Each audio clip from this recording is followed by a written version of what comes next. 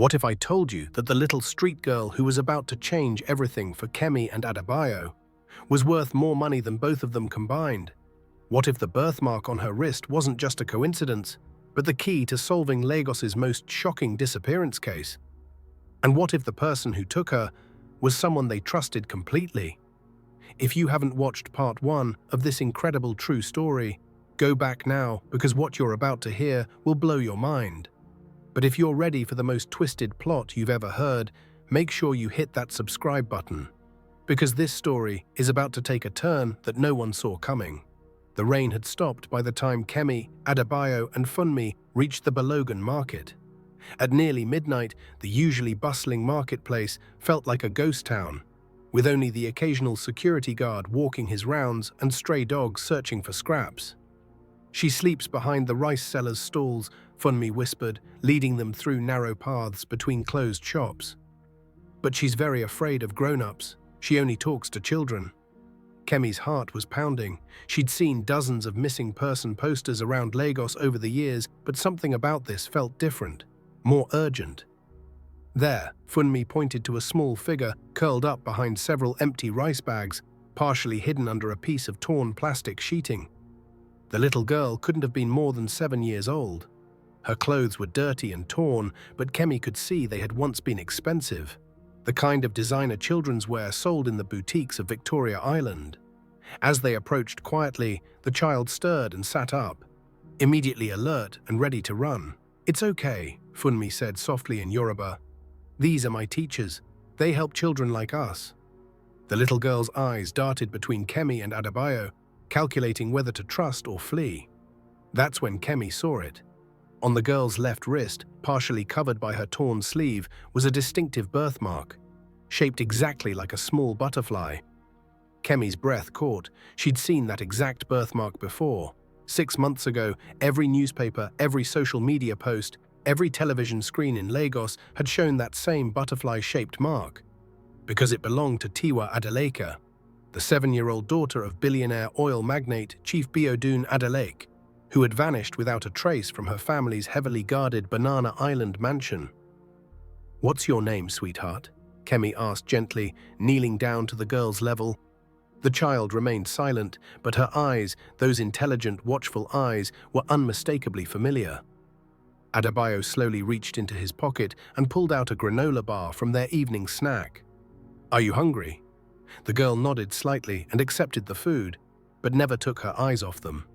"She doesn't speak much," Funmi explained, "but she understands everything.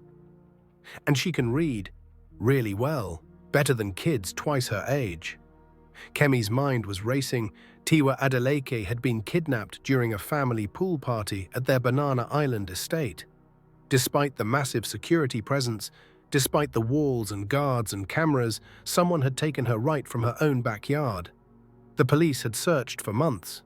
Chief Adeleke had offered a 100 million naira reward. Private investigators from London and America had been brought in, but nobody had thought to look in Lagos's street markets among the thousands of homeless children that most wealthy Nigerians pretended didn't exist. "Sweetheart," Kemi said carefully, "do you remember living in a big house with a swimming pool?" The little girl's eyes widened in terror. She dropped the granola bar and scrambled backward. No, it's okay," Adebayo said quickly. "You're safe. We just want to help." But the damage was done. The mention of the house had triggered something. The girl was shaking now, tears streaming down her face. "Bad man," she whispered in broken English. "Bad man took me from Daddy." Kemi felt like she'd been punched in the stomach. This was her. This was Tiwa Adeleke. But who was the bad man? And how had one of Nigeria's most powerful families failed to find their own daughter when she'd been hiding in plain sight for 6 months? "We need to call the police," Kemi whispered to Adebayo as they sat with the girl who had finally fallen asleep between them. "Do we?" Adebayo asked quietly. "Think about it, Kemi. Chief Adeleke has connections everywhere. The police, the government, private security firms. If they haven't found her by now, what are you saying?" "I'm saying maybe the person who took her has connections too. Maybe someone doesn't want her found." The possibility sent chills down Kemi's spine. Lagos was a city where money bought silence, where the wealthy played games that ordinary people couldn't even imagine. But we can't just keep her hidden, Kemi protested. We're not hiding her.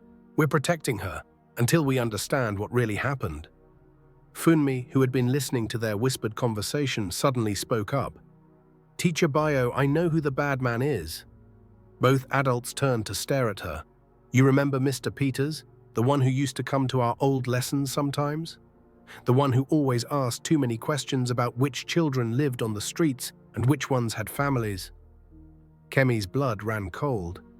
Mr. Peters, she remembered him vaguely. A middle-aged man who had claimed to be a social worker, who had occasionally observed their informal classes in the parking garage. He'd seemed kind enough, always bringing small gifts for the children, asking about their backgrounds, taking notes about their situations. He took some of the other children too, Funmi continued. 3 kids from our group, told them he was taking them to a better place. We never saw them again. Why didn't you tell us this before? Adebayo asked, though his voice held no accusation, only concern. Because he said if we talked about him, something bad would happen to the children he helped. He said he had powerful friends who would hurt us. The pieces were falling into place, and the picture they formed was terrifying. Someone had been using their New Hope learning centers as a hunting ground. Someone had been watching vulnerable children, identifying targets, and taking the ones who wouldn't be immediately missed. Except Tiwa Adeleke hadn't been vulnerable. She'd been protected, wealthy, watched over. So why had she ended up on the streets like the others? The next morning, Kemi made a decision that would change everything. She called Chief Biodun Adeleke directly, not through his assistants, not through official channels, but on his personal mobile number that she'd obtained through her business connections. Chief Adeleke, this is Kemi Adebayo from Pay Niger. I believe I have information about your daughter. The silence on the other end of the line stretched for several seconds. Miss Adebayo, Chief Adeleke's voice was carefully controlled. I hope you understand the seriousness of what you're suggesting. Many people have called with false information over the past 6 months. Sir, I'm calling from Balogun Market in Lagos Island. I'm looking at a 7-year-old girl with a butterfly-shaped birthmark on her left wrist who knows details about your house that only Tiwa would know. Another long pause. Where exactly are you? Chief, before I tell you that, I need to ask you something. In the 6 months since Tiwa disappeared, has anyone in your household, anyone at all, suggested that maybe you should stop the search? That maybe it was time to accept that she was gone? What kind of question is that? Has anyone, Chief? Anyone close to your family who might have access to your home, your security arrangements, your daughter's routine? The pause this time was even longer. My wife's brother, Chief Adeleke said slowly. Felix, he's been saying for months that we should have a memorial service, that continuing the search was too painful for the family. And does Felix have access to your home? He lives in the guest house. He's been helping with security arrangements since Tiwa disappeared. Kemi's heart sank. The person who had taken Tiwa had been living right under her father's nose, probably helping to coordinate the very search efforts designed to find her. Chief, I need you to listen to me very carefully. Don't tell anyone, and I mean anyone, about this conversation. Not your wife, not Felix, not your security team. Can you do that? Yes. Meet me at the New Hope Learning Center in Mushin. Come alone. And Chief, bring proof that you're really Tiwa's father. Something only you and she would know. 3 hours later, Chief Biodun Adeleke, one of the most powerful men in Nigeria, sat on a small plastic chair in a classroom filled with street children, tears streaming down his face as his daughter, his Tiwa, slowly recognized him and ran into his arms.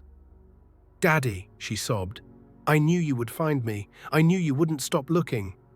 The reunion was everything Kemi had hoped for, and more, but as she watched father and daughter hold each other, she knew their ordeal was far from over. We need to be very careful about what happens next, Adebayo warned Chief Adeleke. If Felix realizes that Tiwa has been found, he might run. Or worse, he might try to silence the people who found her. What do you suggest? Chief Adeleke asked, his voice hoarse with emotion. We set a trap, Kemi said. We make Felix think he's about to get away with everything. And then we make sure he never hurts another child again. The plan was simple but dangerous. Chief Adeleke would return home and tell Felix that he'd received a credible tip about Tiwa's location, but that the informant was demanding a massive ransom payment.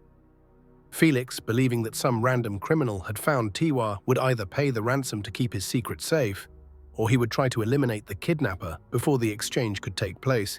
Either way, they would have their proof. But what if he just runs? Chief Adeleke asked. He won't, Adebayo said grimly. Men like Felix don't run when they think they can still win. He's been playing this game for 6 months. He thinks he's smarter than everyone else.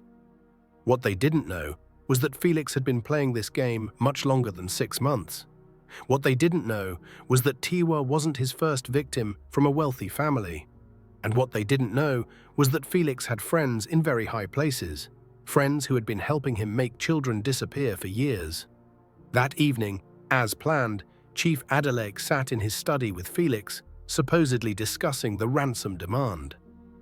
Hidden in his shirt pocket was a recording device that Kemi had provided, one of Pay Niger's new security features for their executive protection clients. "How much are they asking for?" Felix inquired, his voice carefully neutral. 50 million naira, Chief Adeleke lied. "They want it tomorrow night at Tafawa Balewa Square." Felix nodded thoughtfully. "That's a lot of money, brother, and there's no guarantee they'll actually return her. These criminals, once they have the money, they might just disappear anyway." "What are you suggesting?" "Maybe we should handle this ourselves. I have contacts in the security sector. People who can track down these kidnappers and deal with them permanently." Chief Adeleke's blood chilled.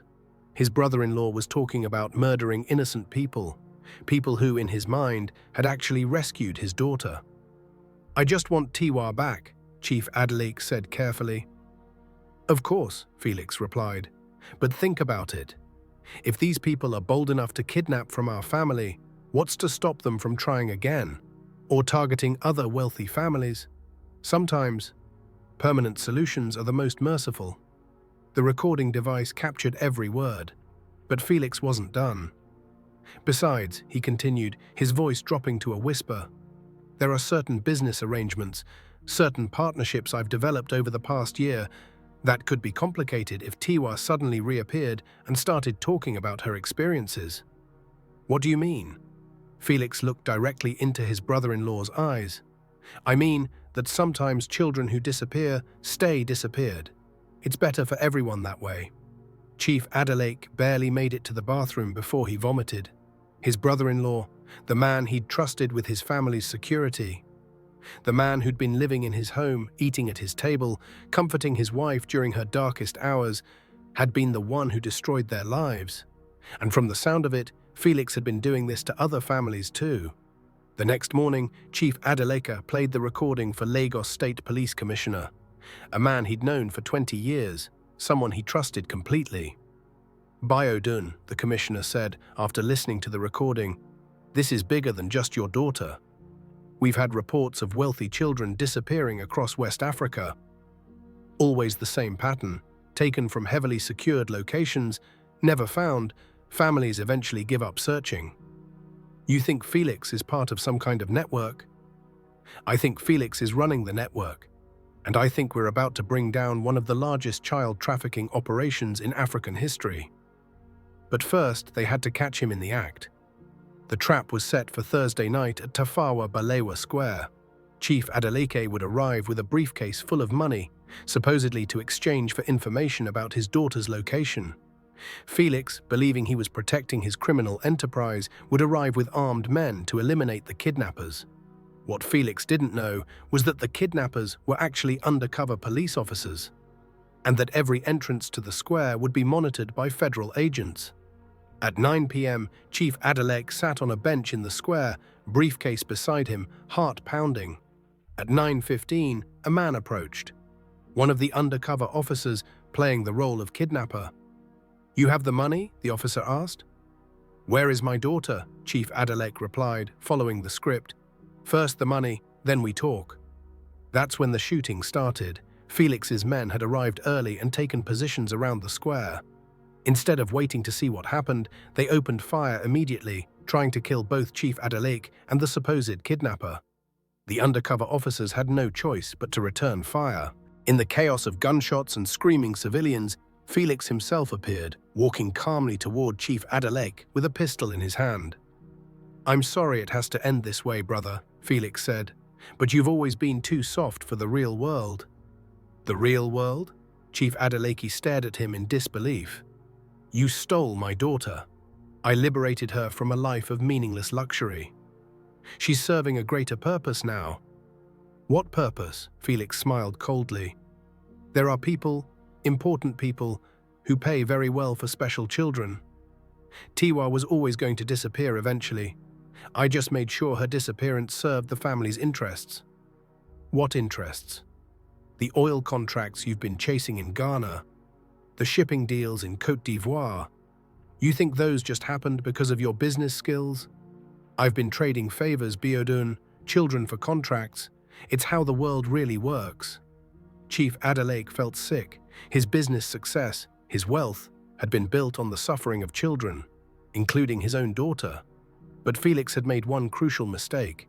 He'd been so focused on Chief Adeleke that he hadn't noticed Kemi and Adebayo approaching from behind. "Drop the gun, Felix," Kemi said calmly.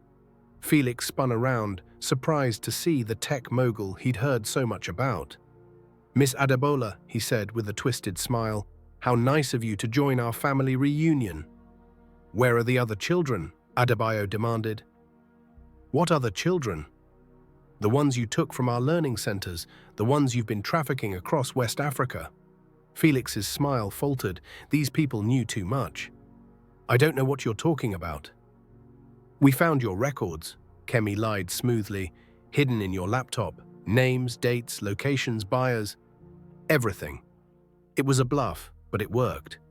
"Those records are encrypted," Felix said automatically, then realized his mistake. He'd just confessed to everything. "Felix Ogundipe," a voice called from the darkness. "You're under arrest for kidnapping, human trafficking, and conspiracy to commit murder." The police commissioner stepped into the light, surrounded by armed officers. The gunfight was over. Felix's men were either dead or in custody. And for the first time in 6 months, Chief Adeleke could breathe freely. But the story wasn't over. During the investigation that followed, Felix's laptop revealed the locations of dozens of missing children across 6 countries. The trafficking network included politicians, business leaders, and even some international aid organizations that had been using their humanitarian work as cover for their crimes. Tiwa Adeleke's rescue led to the liberation of 89 children and the arrest of 34 adults across West Africa. But perhaps most importantly, it led to something else entirely. Chief Adeleke, devastated by the revelation that his business success had been built on child trafficking, made a decision that shocked Lagos society. He liquidated his entire business empire, worth over 500 billion naira, and created the Tiwa Foundation, dedicated to finding missing children and supporting street children across Africa. Kemi and Adebayo's New Hope Learning Centers became the foundation's operational arm, expanding to every major city in Nigeria within 6 months. And Tiwa, once she had healed from her trauma, became the foundation's youngest spokesperson, traveling across Africa to tell her story and help other children find hope. 2 years later, Kemi stood in the same Balogun market where they'd first found Tiwa, but now it looked completely different. Where there had once been homeless children sleeping behind stalls, there was now a bright, modern learning center. Where there had once been despair, there was now hope. "Miss Kemi," a familiar voice called. She turned to see Funmi, now 13 and wearing a school uniform, running toward her with a huge smile. "Guess what? I got accepted to the university program. I'm going to study computer science." Behind Funmi came dozens of other children, former street kids who were now thriving students, future engineers, doctors, teachers, and leaders. And walking among them, still teaching, still believing in the power of education to change lives, was Adebayo. "Ready to go home?" he asked, taking Kemi's hand. As they walked toward their car, Kemi reflected on how much their lives had changed since that night in the parking garage when she'd first heard a homeless man teaching mathematics to street children. They'd started with a fake relationship to fool her family, They'd ended up changing thousands of real lives across an entire continent. "Any regrets?" Adebayo asked, as if reading her thoughts. "Only one," Kemi replied. "What's that?" "That it took us so long to realize that the most important love stories aren't about two people finding each other. They're about those two people using their love to heal the world." Behind them, the children's laughter echoed through the market as the sun set over Lagos, painting the sky in shades of hope and possibility. And somewhere in Banana Island, Tiwa Adeleke was doing her homework at a desk in her father's study, safe and loved and dreaming of the day when every child in Africa would have the same chance at a bright future. If this story moved you, imagine how many real children are still waiting for their rescue right now in cities across the world. Hit that subscribe button and notification bell, because next week we're bringing you the story that nobody wanted told. The investigation into the international network that Felix was just a small part of, and how one phone call from a scared child in Morocco led to the biggest trafficking bust in African history. Like this video if you believe every child deserves to be safe, and share it with someone who needs to remember that sometimes the most ordinary people, a tech entrepreneur and a former banker, can become extraordinary heroes when they choose love over fear. Because the most powerful force in the world isn't money or influence or connections. It's two people who refuse to look away when they see suffering, and who choose to do something about it, no matter the cost. The children of Africa are still waiting. What will you do with your love story?